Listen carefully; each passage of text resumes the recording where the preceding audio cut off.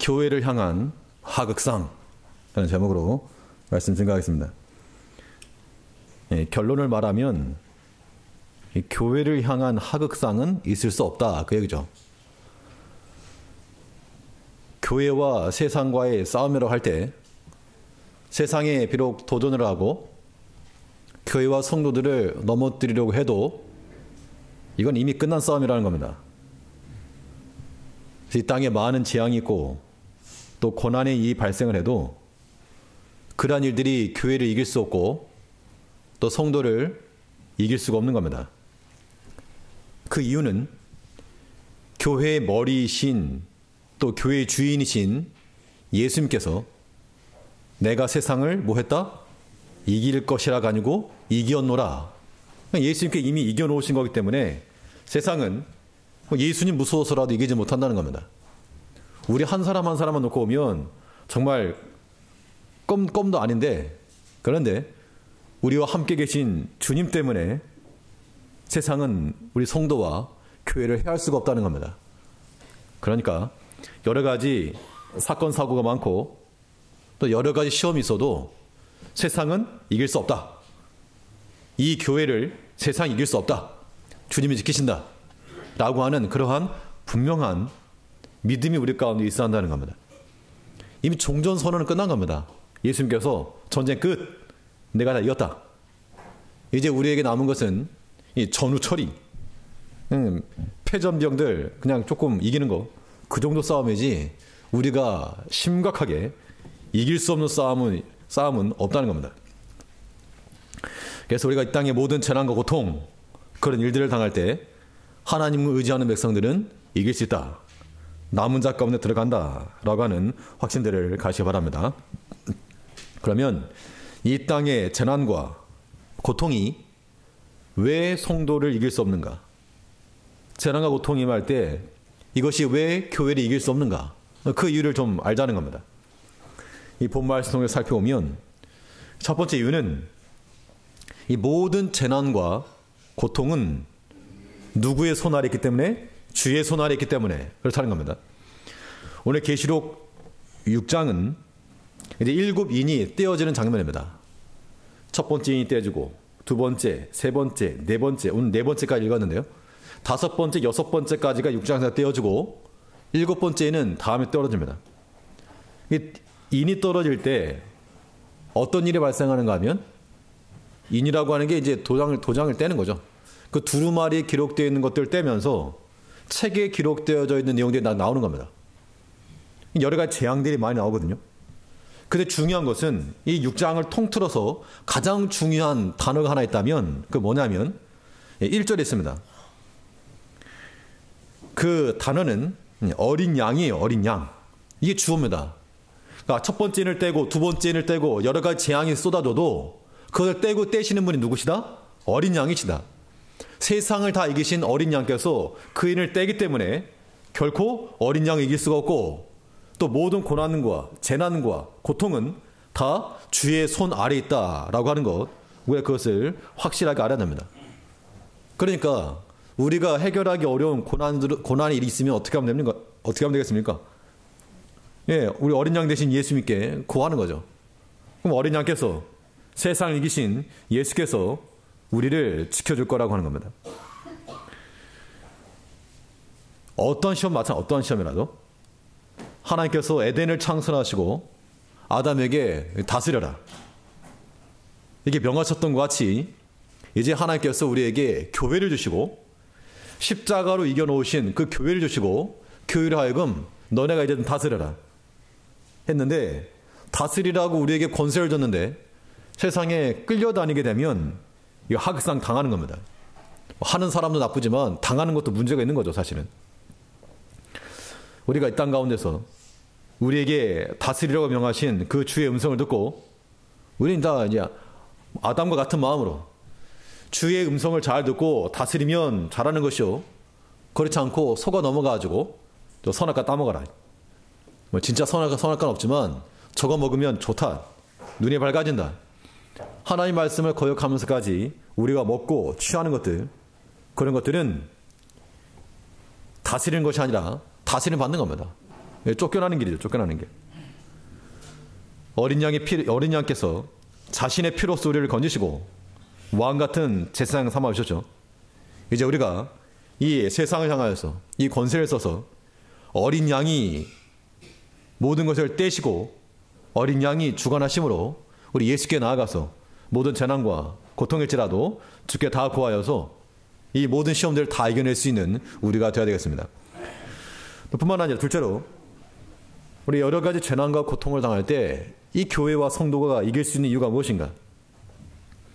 두 번째 이유는 이 모든 것은 하나님의 허락 아래서만 발생하기 때문에 그렇다는 겁니다. 하나님께서 허락하시는 것만 일어난다는 겁니다. 하나님께서는 그 사랑하는 자녀들에게 모든 시험을 이기고 또 피할 길을 준다고 했습니다. 우리가 말세에 큰 재난과 고통을 당할 때라도 하나님께서 허락지 아니하시면 사랑하는 교회와 성도를 결코 피할 수 없는 겁니다. 오늘 본문 가운데서 이 여러 가지 인을 떼시는데 그 중에 6절 말씀을 보시면 셋째 인을 떼고 나서 했던 이야기입니다. 그 인의 내용이 뭐냐라고 하는 것은 우리 다음에 할 겁니다. 6절의 말씀 보니까 내가 내 생물 사이로서 나는 듯한 음성을 들으니 가로되 한 데나리온의 밀 한 되요 한 데나리온의 보리 속대로다. 또 감람류와 포도주는 해치 말라 하더라. 이거 누가 말하는 건가 하면 그 하나님의 보좌가 가운데 있었고 그 주변에 24장로가 있고 그 앞에는 유리바다가 있고 또 네 생물이 있는데 그 중에서 첫 번째 생물이 오라 해서 첫 번째를 떼고 근데 두 번째 생물이 부르고 세 번째, 네 번째 부르는 겁니다. 그런데 이 6절의 이 말씀은 셋째 생물이 말한 게 아니에요.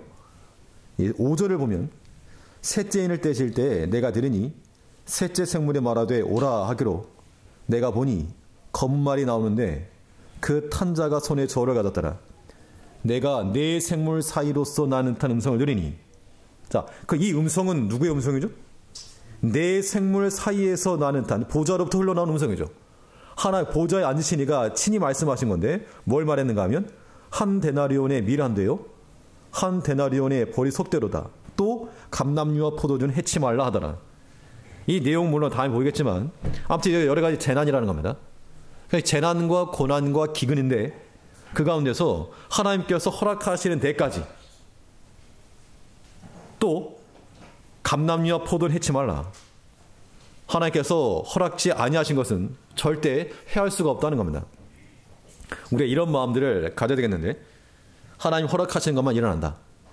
내가 혹시 나에게 좋지 않은 일이 있다. 그럴 때 하나님 죽었는가가 아니고 이것도 하나님의 손에서 났다. 우리 그렇게 이해를 해야 돼요. 욥기 1장에 보면 하나님께서 사단에게 하시는 말씀이 내 종 욥을 위하여 보았느냐.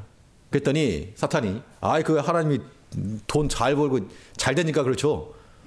그래서 아마 그 사람 물질 치고 애들 데려가면 욕할걸요? 그랬더니 하나님께서 그러면 내가 그의 소유물을 다 네 손에 붙이겠다.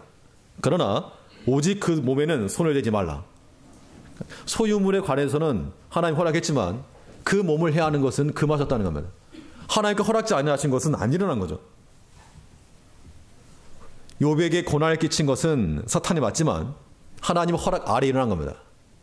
이제 우리가 여러 가지 고난 당할 때 이것도 마찬가지로 우리의 부주의 때문에 일어날 수도 있고 혹은 다른 사람 때문에 여러 가지 국가적인 시스템 때문에 그럴 수 있지만 다 하나님의 손에서 났다라고 우리가 인정을 하는 것이 중요한 겁니다.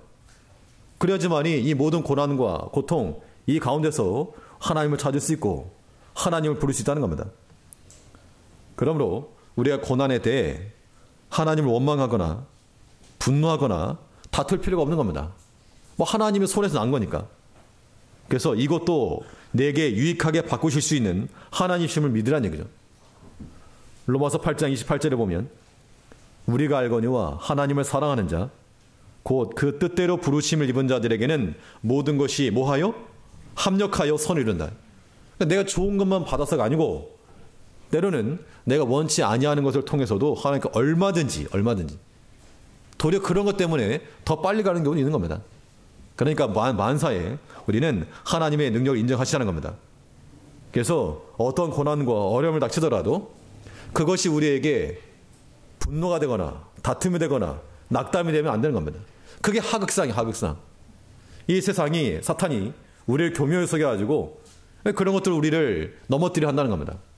넘어뜨리지 말고, 넘어지지 말고 우리 굳게 서야 되겠죠. 뭐 오뚜기 넘어지면 다시 일어서는 것처럼 그게 부활시행 아니겠습니까? 넘어져도 다시 일어서고 죽어도 다시 살고, 이러한 우리 마음과 영혼이 황폐된 상태로 남아있지 말라는 겁니다. 살아가다 보면 뭐 좋은 일만 있는 게 아니니까 어려운 일 당하시죠. 그럴 때 우리 마음과 영혼이 다 찢기고 상해져가지고 뭐 너덜너덜한 상태로 그렇게 있지 말자는 겁니다. 담대하게 다시 서서 상처받은 상태로 있지 말고, 상처 났으면 약을 발라서 치료를 해야죠. 해서 강건한 모습으로 굳게 서서 다시금 재건하여서 하나님의 선을 굳게 서야 됩니다. 모든 재난과 고통은 하나님의 허락 안에서만 일어난다는 겁니다.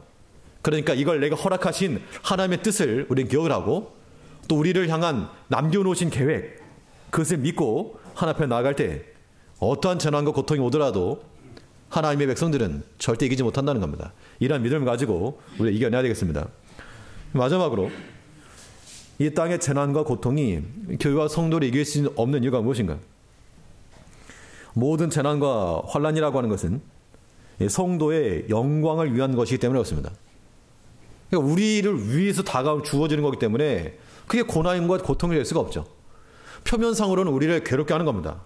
때로 눈물 나게 만드는 거고 아프게 만드는 거고.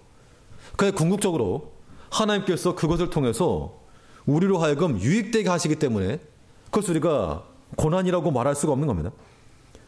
성경은 뭘 말하고 있는가 하면 우리가 받는 환난은 장차 받을 영광과 비교할 수 없다 그랬죠.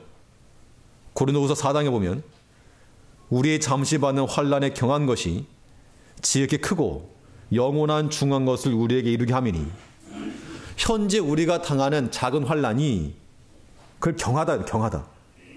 크고 영원한 중한 것을 우리에게 이른다. 우리의 잠시의 환난을 통해서 영원을 기억을 하고 하나님 의지하게 되면 그게 복된 거 아닌가, 그 이야기입니다. 사실 우리가 내가 어려움을 당한다 그럴 때 자기는 신약합니다. 자기는. 근데 사실 제 3자적 입장에서만 놓고 보면 뭐 그런 거지 생각을 하나, 이런 경우가 굉장히 많습니다. 예전에 어떤 사람이 큰 실에 빠져가지고 왜 그러냐 그랬더니 내가 키우는 강아지가 아파가지고 밥을 못 먹어가지고 내가 속이 상하다고. 물론 그 강아지를 애증주승지 하는 사람에게는 큰일이지만 그렇지 않은 사람에게는 뭐 저까 아이들이 뭐가 이렇게 대수라고, 3자적 입장에서 보면 그 아무것도 아니거든요. 그러니까 우리가 어떤 굳이 믿음이 아니더라도 그냥 한 사람 입장만 건너놓고 봐도 충분히 우리가 이겨낼 수 있는 일들이 많다는 겁니다. 하물며 그 모든 일들을 이 재앙과 고난이 쏟아지는 이걸 떼시는 어린 양의 눈으로 예수님의 관점에서 보게 되면 이거 우리가 그렇게 낙담하거나 좌절하거나 그렇게 할 것만 아니라는 겁니다. 환난에 경한 것이 영원한 중한 것을 이룬다. 환난에 뭐 하는 것이요? 경한 것이. 물론 그 환난에 경한 것이라고 했을 때 본인에게는 심각한 거 맞습니다. 굉장히 심각합니다. 어린애들도 물어보면 다 그래요. 다 심각해요. 하지만 우리가 좀 건너놓고 보면 아무것도 아니잖아요. 부모님들이 볼 때 아이들이 고민하는 거 뭐 나중에 시간 지나면 다 없어질 건데 뭐 그렇잖아요. 똑같은 겁니다. 자기 자식 죽으라고 훈육하는 아비가 없는 같이 때로는 중하고 엄한 일이 있을 때라도 우리를 사랑하시는 아버지의 마음을 우리가 알아야 되겠습니다. 우리가 받는 환난은 경한 거라 그랬으니까 경한 것인 줄 알고 더 중한 영광이 있을 것을 알아서 그 고통이 있으면 그러니까 엎드려 기도해야죠. 일이 안 되면 그러니까 하나님 의지해야죠. 아마 우리가 일이 잘 되면 기고만장해가지고 아주 그냥 교만에 그걸 잘할 겁니다. 그나마 하나님께서 우리를 치시고 막으시고 하니까 그나마 이 정도 하는 거지. 모든 일은 감사해야 됩니다. 내 생각대로 일이 되지 않고 어려움을 당할지라도 하나님께 감사하는 마음을 가지고 이 환난에 경한 것이 영원한 중한 것을 우리에게 이룰 거라고 하는 그 믿음을 가지고 장차 영광으로 다가올 이 환난과 고난, 우리 오히려 귀하게 여기고 땅에 뿌려 심자는 겁니다. 그래서 그것을 통해서 우리에게 열매를 맺게 하시는 하나님을 경험하는 우리가 되어야 되겠습니다. 이렇게 하니까 예배 끝난 것 같죠? 네, 화면 하나 틀어주세요. 끝날 리가 있겠습니까? 자, 오늘 그 요한계시록 6장에 보게 되면 오늘 내용 보시면 알겠지만 첫 번째 인을 뗄 때 뭐가 나오고? 네, 백마 탄 왕자님 말고 그냥 백마, 흰말 나오고 두 번째 인을 때 무슨 말 나오고? 붉은 말 나오고 세 번째는? 네, 무슨 말? 검은 말. 네 번째는? 청황색 말. 자, 이 계시록을 여러분 성도님께서 좀 이해를 하고 있어야 되는 이유는 이단들이 계시록을 제일 많이 가지고 사용하죠. 왜냐하면 이게 약하니까 그래요. 한번 보시자고요. 자, 계시 6장에서 예수께서 인을 떼심과 동시에 이제 말이 나옵니다. 이 말이 뭐냐? 이건 이제 드릴 말씀이 많이 있는데 그 7개로 봉인된 그 책이 두루마리가 이제 인이 떼어지는 겁니다. 개인이죠. 그러면 저 인이 떨어질 때 뭐가 도대체 나오는가? 그럼 이 두루마리 안에 기록되어 있는 내용들이 나오겠죠. 그렇죠? 그럼 무엇이 기록되어 있는가 하면 지난주에 우리가 본 건데 이 요한계시록을 살피는 가장 중요한 근거 자료는 구약이라고 했습니다. 그러니까 다른 걸 말고 우리는 구약에서 보자는 얘기죠. 에스겔 29장과 다니엘 12장에서 빨간 글씨를 보게 되면 에스겔 2장, 1, 2, 3장은 요한계시록 4장, 5장, 6장을 그대로 거의 복사판입니다. 그중에 두루마리 책이 있고 그 안팎에 글이 있는데 애가와 애곡과 재앙의 말이 기록되었다. 즉 두루마리 안에 기록되어 있는 내용이 무엇인가 하면 애가와 애곡과 재앙의 말. 자, 그런데 이 재앙의 말들이 다니엘서에 보면 봉함되었다. 봉함되었다. 그래서 이 말은 마지막 때까지 간수하고 봉함하라. 근데 이 일을 뗐다는 겁니다. 그러면 떼면 무엇이 떨어져 나오는가? 이 안에 기록되어 있는 애가와 애곡과 재앙에 관계된 것들이 나오겠죠. 그래서 봉인이 해제된 책에서 애가와 애곡과 재앙의 말이 쏟아져 나올 것이라고 우리가 충분히 상상할 수 있는 겁니다. 계시록 6장에서 네 마리 말이 나오는데 그게 이제 7인, 7 나팔, 7 대접 전부 다 4 플러스 3이 구조로 나와요. 그래서 네 마리 말이 나오는데 이 네 마리 말을 이해하는 것도 애가와 애곡과 재앙이라고 하는 관점을 살펴야 됩니다. 이건 이제 다음 주에 그 흰 말을 이해할 때 중요한데 그러면 이 네 마리 말에 대해서 여러 가지 말이 많아요. 색깔별로 흰색, 빨간색, 검은색, 초록색 가지고 이렇게 설명하시는 분이 있더라고요. 요거 미리 말씀드리죠. 네 가지 생긴 중요한 정보가 있습니다. 그래서 요 네 가지 색깔을 가지고 어떻게 표현하는가 하면 이거는 이스라엘을 대적하는 네 국가다. 그래가지고 요 색깔이 조합된 국기를 보게 되면 희한하게도 이렇답니다. 시리아, 흰색, 빨간색, 검은색, 초록색, 요르단, 흰색, 빨간색, 검은색, 초록색, 이라크, 쿠웨이트. 아무튼 이스라엘 중심으로 해서 이런 나라들이 아주 희귀하게도 요 네 가지 색으로 이루어졌다. 물론 이런 설명들이 혹하긴 하지만 우리가 이런 식으로 성경 해석하게 되면 귀에 걸면 귀걸이, 코에 걸면 코걸이에요. 우리는 지금 이 네 마리 말이 뭐냐라고 했을 때 이 말을 어디서 살펴야 된다고요? 어디서요? 네, 구약에서. 그러니까 처음 이 성경을 봤을 때 이 초대교회 성도들은 이걸 보는 순간 어디를 떠올릴 수 있는가 하면 우리가 지금 구약을 잘 몰라서 그렇지 이걸 딱 보는 순간 떠오르는 성경 구절이 있다는 겁니다. 그게 어디냐? 자, 네 마리 말의 환상이 이미 스가랴서에 나오고 있습니다. 스가랴 1장 8절에 보면 내가 밤에 보니 사람이 홍마를 타고 붉은 말이죠. 골짜기 속 화석류 나무 사이에 섰고 그 뒤에는 홍마와 자마와 백마가 있기로 홍마 뒤에 홍마, 자마, 백마가 나왔다 그랬는데 이걸 70인역에서는 이 히브리어 성경을 헬라어 성경을 번역한 70인역에서는 이거를 홍마가 두 개가 아니고 이걸 네 마리 말로 번역해놨습니다. 홍마, 회색 얼룩마, 밤색마, 백마. 그러니까 말의 색깔이 조금 다르긴 하지만 아무튼 네 마리 말이 나오는 게 이미 구약성에 기록되어 있겠죠. 그럼 계시록에 나온 네 마리 말도 여기서부터 풀어가야 된다는 겁니다. 이 네 마리 말이 나와서 이게 물어봤습니다. 스가랴 선지자가 이게 뭡니까? 나 그랬더니 나중에 스가랴 된지 찾아보시죠. 이게 뭡니까? 라고 물었더니 10절에서 이는 여호와께서 땅에 두루 다니라고 보내신 자들이니라. 그러니까 네 마리 말은 전부 다 뭡니까? 하나님 보내신 사자요, 메신저요, 하나님의 뜻을 나타내라고 보낸 아무튼 그런 메신저로 봐야 되겠죠. 여기서 중요한 포인트는 뭐냐면 요 네 마리 말이 서로 어떻다? 서로 동급이라는 얘기입니다. 요 포인트를 좀 잡으셔야 돼요. 자, 그래서 이 네 마리 말에 대해서는 온 땅에 두루 다니라고 보내신 자라. 라 그랬고, 자, 그럼 네 마리 말이 나와가지고 어떤 일을 나타내는가?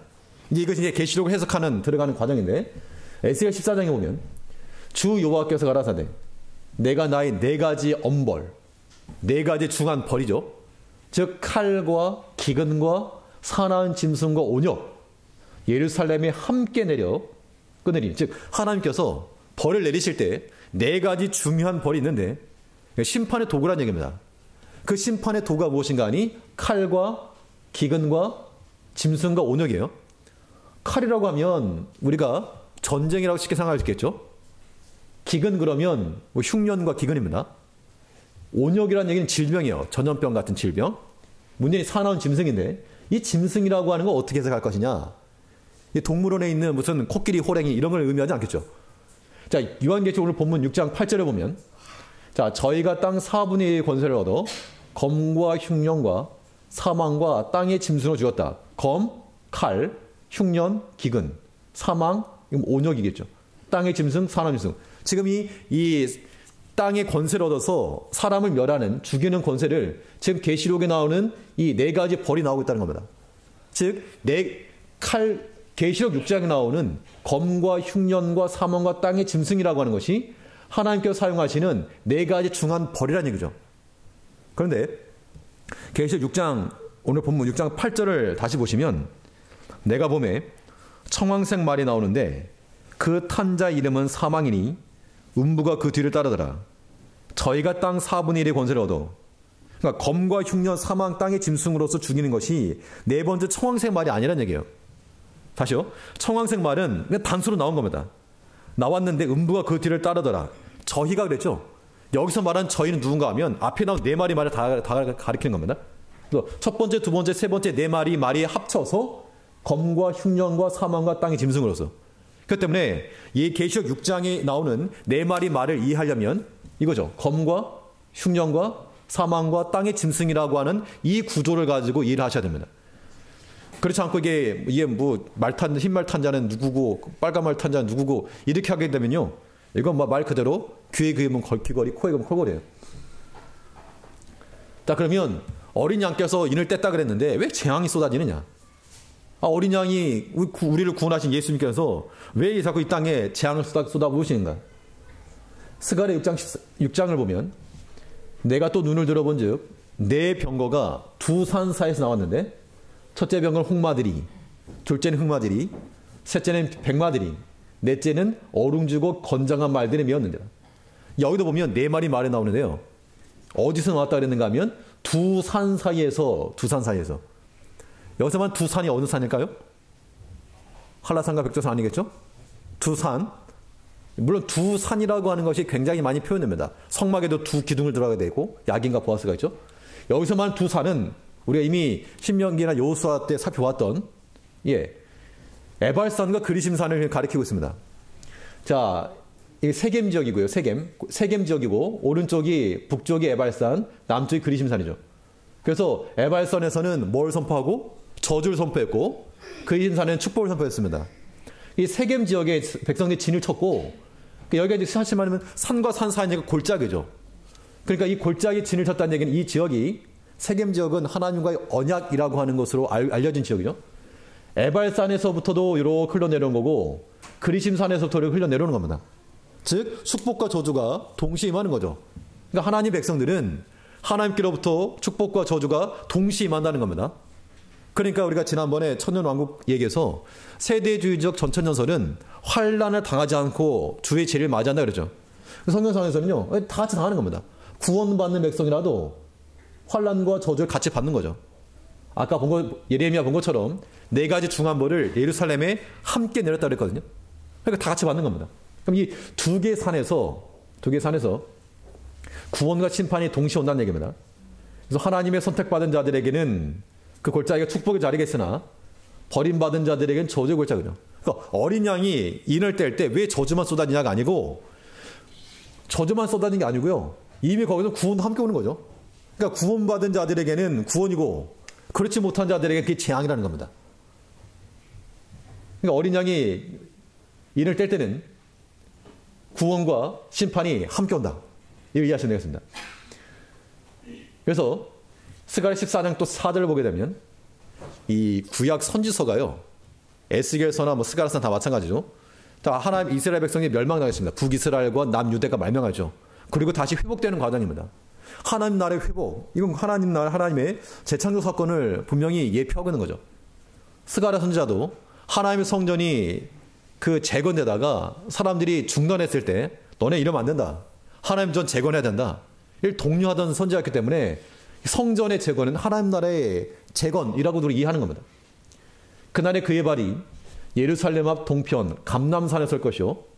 감람산은 한 가운데가 동서로 갈라져 매우 큰 골짜기가 되어서 이 감람산이 그의 발이 그 감람산에서부터 동서로 갈라져서 산이 두 개가 된다는 얘기죠.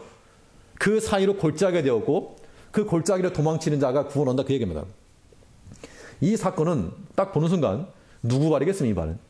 이거는 신약에 예수님을 가리키겠죠 당연히.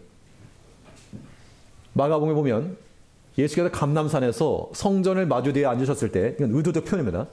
베드로와 야고보와 요한과 안드레가 종이 묻자오되 이르소서 어느 때 이런 일이 있겠사 하며 이 모든 일이 할 때 무슨 징조가 있사오리까. 감람산에서 성전을 마주대에서 서셔서 말씀하신 거죠. 이 감람산이라고 하는 이 장소가 그냥 등장한 게 아니고 의도적인 기록이었다는 겁니다. 근데 말세의 징조 때를 말씀하시죠 예수님께서. 뭐 참고적으로 이 감람산에 예수님께서 습관을 쫓아가셨다.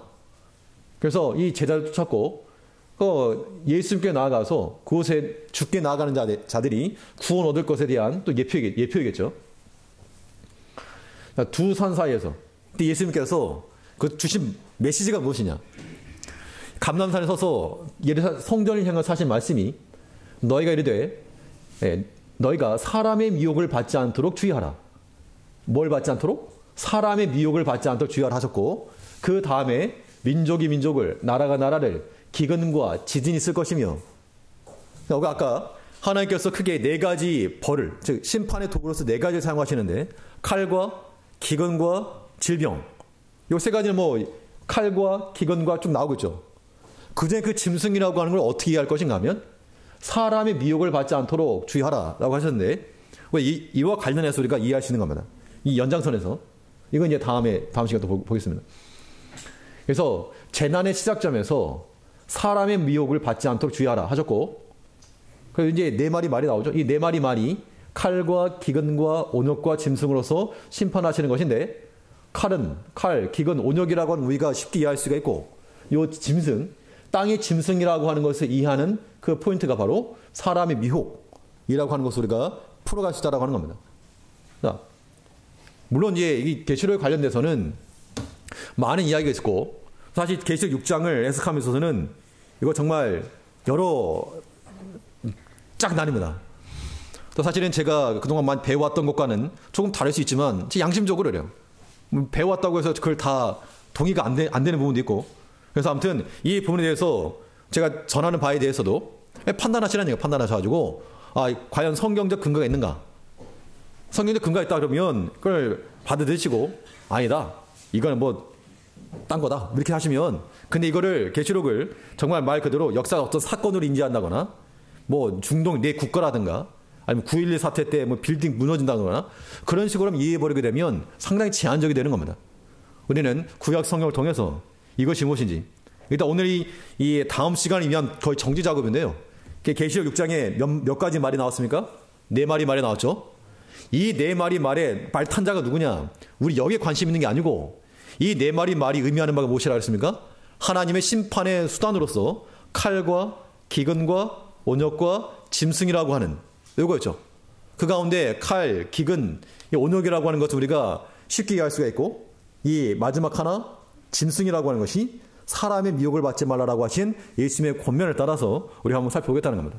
이 네 가지 사건을 통해서 네 가지 말을 통해서 마지막 때 하나님께서 이러한 기근 우리가 그런 일들 당할 터인데 그럴지라도 우리는 이 모든 재난과 고통이 누구 손에 있다? 어린 양 대신 주의 손에 있다. 누가 허락하신다? 하나님 허락하신 데까지는 가능하다. 우리가 고난당하더라도 우리에게는 그냥 저주의 고난이 아니라 우리에게는 구원이 함께 온다 라고 하는 것을 우리가 생각하시고 이 모든 것에 대해서 소망을 가지고 이 모든 재난들을 다 이겨내자는 겁니다. 이런 과정을 통해서 시험을 다 통과하는 백성들에게는 우리 주님께서 오실 때 기쁜 마음 가지고 주를 맞이할 수 있겠죠. 이런 재림신앙에 관해서 요즘 계속해서 이 말씀 나오는데 이 말씀을 가지고 소망 품고 살아가는 성도들 되시길 바라겠습니다. 기도하겠습니다. 우리 사랑하신 아버지, 하나님께서 우리